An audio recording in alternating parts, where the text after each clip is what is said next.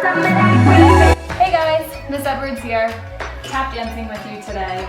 Second grade, we did get a chance to try on tap shoes, but unfortunately we didn't have much time to use them.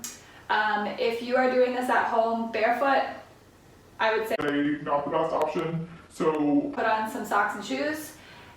Sneakers will do, and if you have some fancy shoes that have a heel on the bottom of them, even better.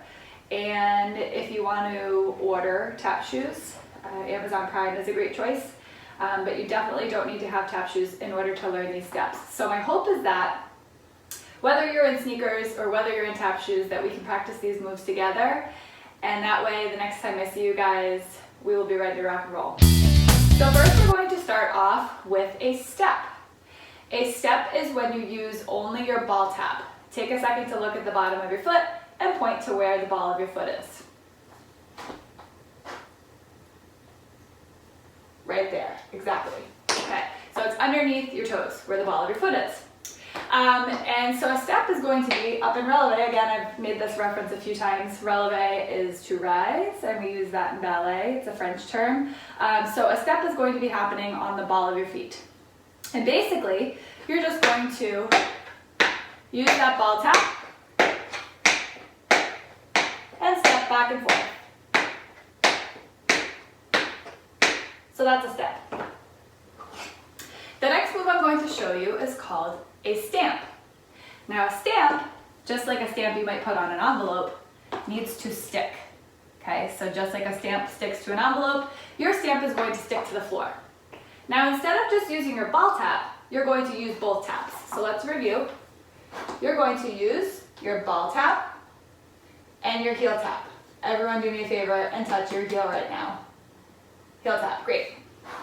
So a stamp is similar to a step, however you're using two taps instead of one. And it sounds like this. Right foot first.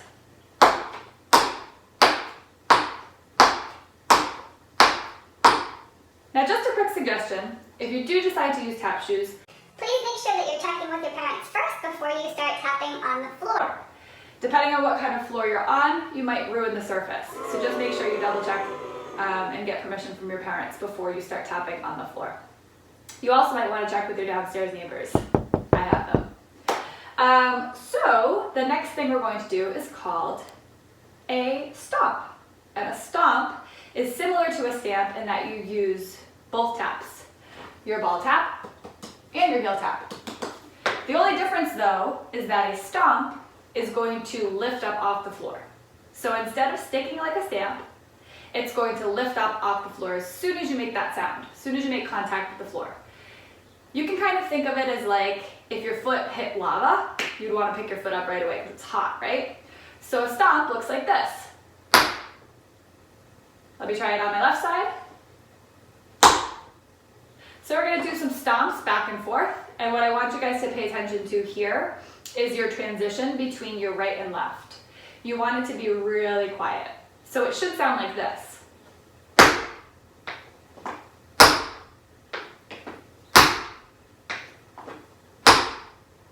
And the way that you can make that happen is when you transfer from your right to your left, you're going to actually put just your ball tap down first so that it's nice and quiet before you do your stomp on your left side.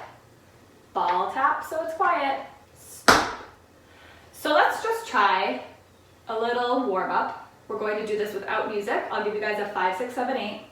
We're going to do 8 steps, 8 stamps, and 8 stomps. Remember, steps are in releve, only using your ball tap. Hands on your hips for balance. I'm going to turn and face this way. Let's start with our right foot. 5, 6, stepping, go. Now let's stamp. Stick it to the floor. Here come the stomps. We're going to pause in between. Stomp, pause. 4 more. Last one. And there you have it. Steps, stamps, and stomps. Next video, guys, we'll be talking more about shuffling, flapping, and all of that good stuff. Take care.